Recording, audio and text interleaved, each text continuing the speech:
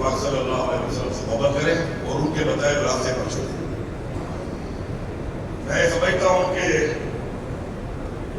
آپ صلی اللہ علیہ وسلم کی جو زندگی ہے، جو قرآن میں ہمیں بتایا گیا، عملی طور پر ان کی زندگی جو ہے ایک نمونہ ہے، اور اس کے اوپر عمل پیرا ہونا ہمارے لیے نہایت ہی لازم ہے بحیثیت مسلمان۔ حضور پاک صلی اللہ علیہ وسلم نے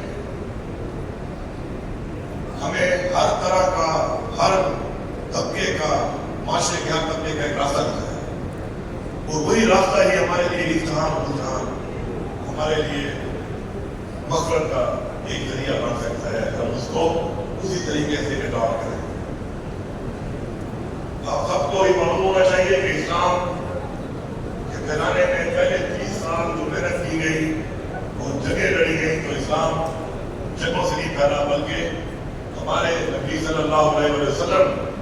کی سیرت سے، ان کی زندگی سے، ان کے اعمال سے، ان کے کردار سے